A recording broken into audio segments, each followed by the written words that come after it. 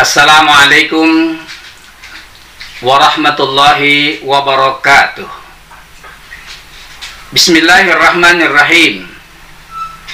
Alhamdulillahilladzi sarrafana bidukhuli syahrul Ramadan syahrul mubarak alladzi unzilat fihil malaikatu warruhul kiram. Wassalatu wassalamu ala sayyidina Muhammadin wa ala alihi wa sahbihil kiram, amma ba'du. Kaum muslimin, para pemirsa di mana saja berada yang dirahmati Allah, jika kita bertanya pada diri kita masing-masing, sudah berapa kali kita menjumpai Ramadan? Maka jawabnya adalah, berapa banyak usia kita saat ini, berarti sebanyak itu pula kita berjumpa dengan Ramadan. Mulai di usia berapa kita melaksanakan ibadah puasa Ramadan? Maka masing-masing kita punya jawabannya. Logikanya, semakin sering kita melaksanakan ibadah Ramadan, semakin sering kita melaksanakan ibadah puasa Ramadan, seharusnya kondisi keimanan kita semakin mantap, ibadah kita semakin tekun, dan akhlak kita semakin baik. Ibarat dalam sebuah turnamen olahraga, setiap pemain yang akan mengikuti pertandingan, ia harus terlebih dahulu mengikuti training center. Tahapan pertandingan harus diikuti, baik itu babak penyisihan, babak semifinal, maupun babak final. Tantangan berat harus dihadapi. Begitu pula orang yang berpuasa. Ada trofi yang disediakan bagi pemenangnya, yaitu la'allakum tattaqun. Allah berfirman dalam Al-Quran surat Al-Baqarah ayat 183. A'udzu billahi minasyaitonir rajim. Bismillahirrahmanirrahim. Ya ayyuhalladzina amanu kutiba alaikumusyiyamu kama kutiba alal ladzina min qablikum la'allakum tattaqun. Wahai orang-orang yang beriman, diwajibkan atas kamu berpuasa sebagaimana telah diwajibkan atas umat-umat sebelum kamu, supaya kamu bertakwa. Berarti setiap kita jika sudah melaksanakan ibadah puasa Ramadan dan ibadah-ibadah lainnya di dalam bulan suci Ramadan, maka setelah selesai Ramadan seharusnya iman kita lebih mantap, ibadah kita lebih tekun, dan akhlak kita lebih baik, serta kita menjadi lebih bertakwa kepada Allah Subhanahu wa ta'ala.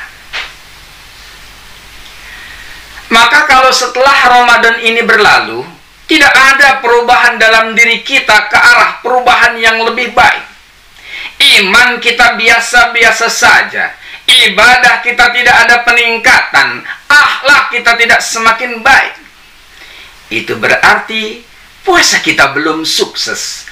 Ada yang salah dengan puasa kita. Kaum muslimin yang dirahmati Allah, apakah cukup seseorang yang berpuasa itu hanya sekedar tidak makan, tidak minum, serta tidak melakukan hal-hal yang dapat membatalkan puasa? Jawabnya, tidak cukup. Imam Al-Ghazali dalam kitabnya Ihya Ulumuddin menerangkan, ada 3 tingkatan orang yang berpuasa, yaitu shaumul awam, shaumul khusus, dan shaumul khususil khusus. Ketiganya bagaikan tingkatan anak tangga, dan setiap muslim berusaha untuk mencapai tingkatan yang lebih tinggi. Tingkatan pertama, shaumul awam, puasanya orang-orang yang awam. Puasa orang awam adalah puasanya seseorang yang hanya sekedar menahan untuk tidak makan dan tidak minum, serta menjaga kemaluannya dari godaan syahwat. Tingkatan puasa seperti ini menurut Imam Al-Ghazali termasuk tingkatan puasa yang paling rendah. Kenapa? Karena ia puasa hanya sekedar tidak makan dan tidak minum, serta tidak melakukan hubungan suami istri di siang hari saat berpuasa.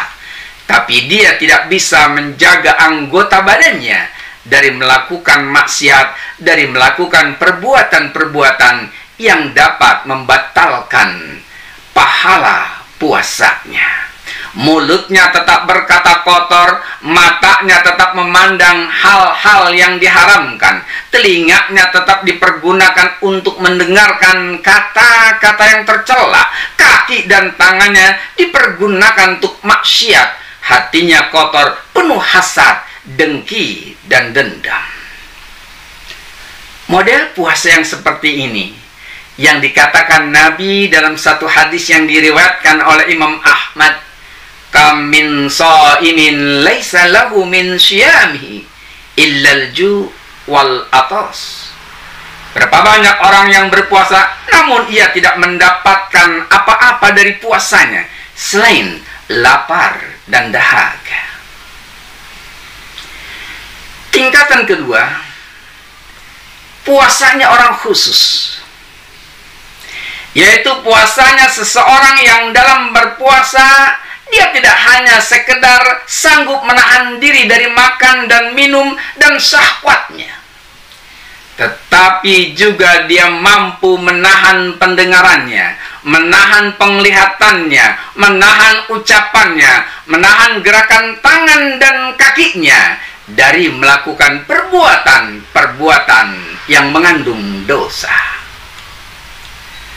Puasanya orang yang berada pada tingkatan kedua ini disebut dengan puasanya para sholihin, para orang-orang yang soleh. Dan menurut Imam Al-Ghazali, seseorang yang akan mencapai kesempurnaan puasa pada tingkatan kedua ini, di samping dia mampu untuk menahan diri dari tidak makan dan tidak minum, serta berhubungan suami istri, tetapi juga dia harus mampu menahan pandangan dari segala hal yang tercela, menjaga lidah dari perkataan yang sia-sia, menjaga telinga dari mendengarkan perkataan-perkataan yang tidak baik, mencegah anggota tubuh dari melakukan perbuatan dosa, dan hatinya senantiasa diliputi rasa khauf dan raja, rasa takut jika puasanya sia-sia, dan penuh harap ibadah puasanya diterima oleh Allah Subhanahu wa ta'ala. Adapun tingkatan yang ketiga adalah puasanya orang khususul khusus, yaitu puasanya orang yang di samping menahan makan dan minum serta hal-hal yang membatalkan puasa, ia juga mampu menjaga anggota tubuhnya untuk tidak melakukan perbuatan-perbuatan salah dan dosa, juga menjaga hatinya dari segala keinginan dunia yang hina, serta mencegah dari memikirkan segala sesuatu selain memikirkan Allah Subhanahu wa ta'ala. Menurut Imam Al-Ghazali, tingkatan puasa khususil khusus ini adalah puasanya para nabi, siddiqin, muqarrabin. Jika kita bertanya, berada pada tingkatan mana puasa kita? Jawabnya ada pada diri kita masing-masing. Tapi jika kita bertanya, ingin berada pada tingkatan yang mana puasa kita? Jawabannya, sulit untuk kita berada pada tingkatan puasanya para nabi, siddiqin, dan muqarrabin. Karena kita manusia biasa yang masih selalu memikirkan urusan dunia. Tetapi kita juga tidak ingin berada pada tingkatan puasanya orang-orang awam yang mengakibatkan puasa kita sia-sia. Tentu kita berharap puasa kita berada pada tingkatan puasanya orang khusus, yaitu masuk dalam golongan puasanya orang-orang yang soleh. Amin ya rabbal alamin. Wallahul muwafiq ila aqwamit thariq. Wassalamualaikum warahmatullahi wabarakatuh.